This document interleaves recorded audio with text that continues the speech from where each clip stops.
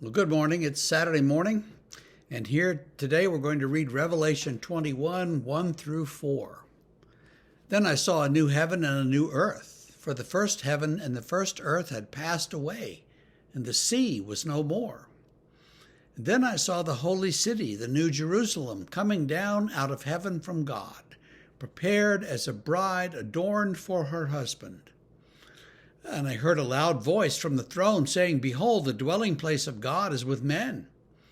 He will dwell with them, and they will be his people, and God himself will be with them as their God. He will wipe away every tear from their eyes, and death shall be no more. Neither shall there be mourning, nor crying, nor pain any more, for the former things have passed away." So here in this passage, John sees a continued vision. He's seen the judgment, he's seen all these things, and now he sees heaven, or the new Jerusalem coming down out of heaven, and a new heaven and a new earth. So this earth and the sea are all gone, and there's going to be a new earth, he says. So we don't know anything about this new earth, what it would be like, except that it's new. He sees the New Jerusalem coming down, and the New Jerusalem will be described later on in the chapter as a very weird kind of place, but we'll get to that. And it'll come down and presumably be where the old Jerusalem is or was. There were people in the 2nd century who decided, on what evidence I have no idea, that the New Jerusalem was going to land any moment, and it was going to be in their small village in what's now Turkey. And no one took them very seriously, though a few people did, and it was one of the early heretical movements in the church was the Montanists, I think they were called. At any rate, a New Jerusalem comes down, and God says, "I will dwell with my people. I will live with the people, and I will be their God, and they will be my people." And so that's a glorious vision for those of us who live in a world where God is, God is out there, but we don't see God, and we experience God in ways that are not very direct.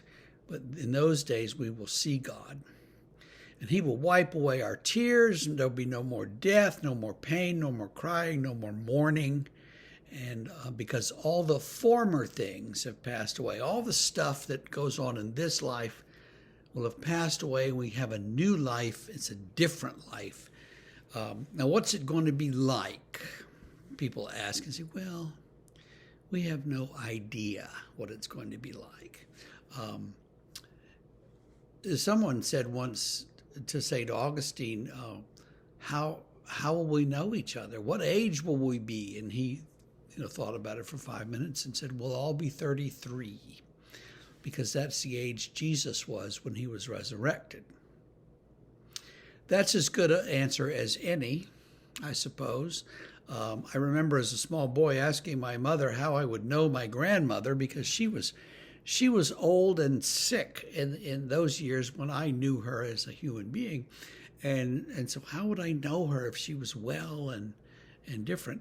And my mom said, "I don't know, but you'll know her."